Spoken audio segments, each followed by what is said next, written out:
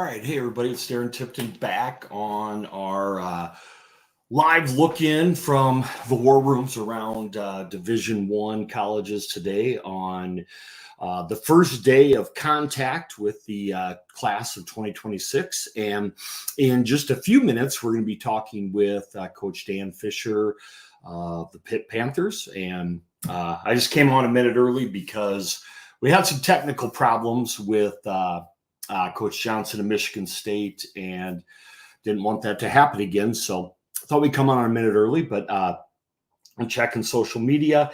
I'm sure everybody was up and at them and checking their phones early, looking for updates, been checking in with coaches and interesting to see so far what unique approaches all the different schools have, right? With seems like quite a few sent emails out for sure last night and then started either texting or reaching out sometime this morning. Another thing you don't think about is the time zones, right? The school like Pitt on the East Coast, and they've had quite the success with some California players in the past, right? So they hit the office at 7 a.m.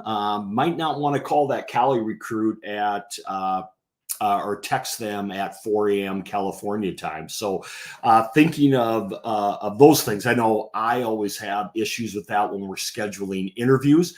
And when I'm home, we're in the central time zone and thinking about that. So athletes interested, you share those experiences with us as you're going through them and what your day's been like. Drop us a message, DM us again. Can remain nameless, but just what things have been like as we try and figure out what this 15th and beyond is like. And I know we go into it thinking want to keep every option open.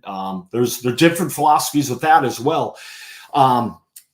A lot of the 25s that we talked to after the fact that did that were like, man, after a while, I got so sick of talking to 25, 30 coaches. I just had like an auto reply rejection after I knew my top 10. So a lot of different philosophies out there and excited to hear all the different ones from you. But in the meantime, we have our next guest on, and I want to welcome him in. And Coach Fischer, good morning, and thanks for taking time to join us, bud. Good morning. Great to be here.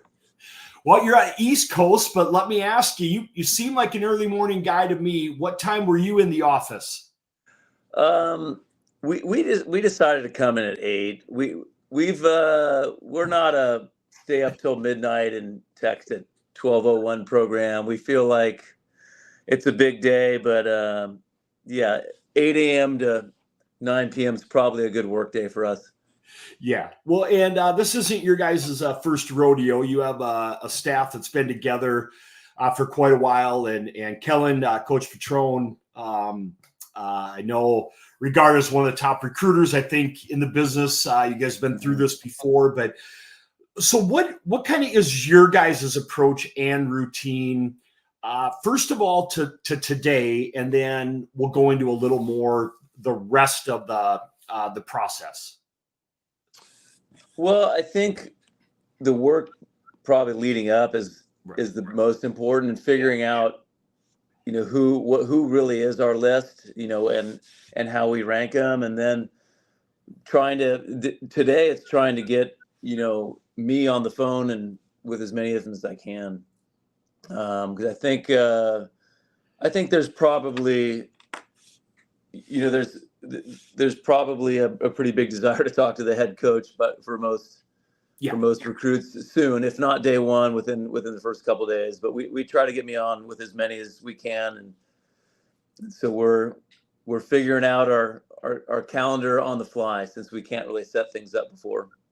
Yeah, and is that something where is it casting a wide net? Do you have and not specific names or anything like that, but is it, hey, here's a finite target list for day one, or is it let's try and talk to as many as we can? How do you approach day one? Some coaches have said, hey, it's more of like a first 3-day approach. Mm-hmm. I think, no, the question is getting on the phone, but we have a finite list that we try to make some type of contact with, day one. And then depending on schedules, it sometimes does bleed into the next couple of days, but we got a camp tomorrow. Yeah. And so, so for us, it's a busy weekend. Well, and talk about that, because I think that's genius, and strategical to have that. I'm guessing so. I think that's, everybody flooded those before, their first select camp before. You guys having it right after. That's awesome.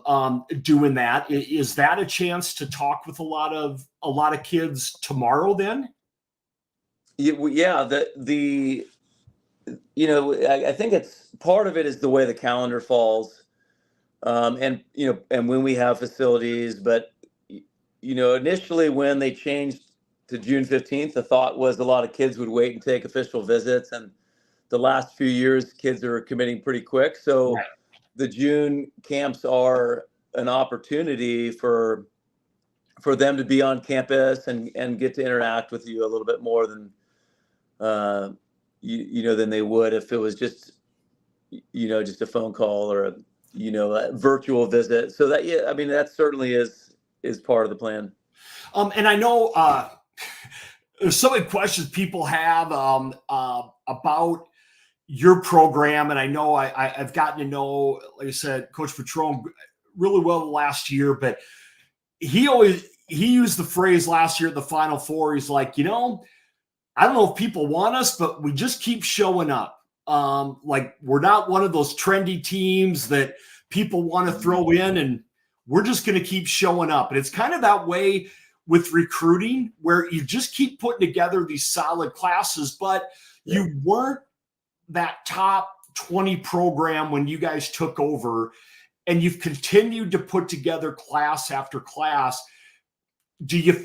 Have you found, has it been different recruiting the last few years because of your success on the court? Definitely. I will say this though, recruiting's hard everywhere. Yeah. And our success, I'd say for the most part, has allowed us at least a conversation with all the top players. And we clearly, you look at our freshman class this year, we are getting some of the best players in the country, but we're still about relationships and developing. And it's, no matter how good your program is, it's a good feeling when you have a player on your team that's maybe a lot better, than people thought they were going to be, right? Yeah. It's a satisfying thing as a coach to see a player maybe even be better than they thought they'd be. So it's an exciting day. It's not an exact science, and we're constantly reevaluating our list and say, hey, is there someone here that's going to be really good that we're not maybe giving enough time into? So this is obviously a big day, but it's not the end of the evaluation process. No. And as you built last Senator show, Amy Pauley joined us. I thought she gave you guys a great compliment. And I think the way you coach, and I mean this as a compliment, I hope it's taken that way, that I think the way you play and the way you guys coach is almost with a little chip on your shoulder, a toughness, and that fits, I think, the city perfectly. But I had said, as you guys continue to get more success and more Final Fours, you recruit better players. And she said, yeah, but they're still recruiting the same way. They want the same players. Maybe they have a little more talent. Mm-hmm. That's true, right? You still want those tough players that maybe have a little chip. They may be just a little more talented than maybe they were 6-7 years ago. 1,000%. So we want, I'm attracted to players that, are very skilled. that maybe do a lot for their club team. They're passing every ball, they're hitting every ball, they're making every dig, that carry a big load. And I think I'm attracted to players that do have a chip. I mean, the right kind, like the one where they think, hey, I'm not all the way there yet. I want to work for it. And so I think those kind of players fit really well here. All right, I'm going to let you go on this. I love what you guys do. So during the season, you have your show. Okay, it's a fish report. Now, two things. In December, I don't know if you know, the weather's not always great in Pittsburgh, but I don't know if you've ever been to South Dakota in December. If you want to come do an ice fish report in South Dakota, I'd love to have you. All right. But number two, I want to ask, and I want to leave you on this. The 2026 class, are you going big fish hunting in 2026? Love your style. We absolutely are going to be going for the big fish.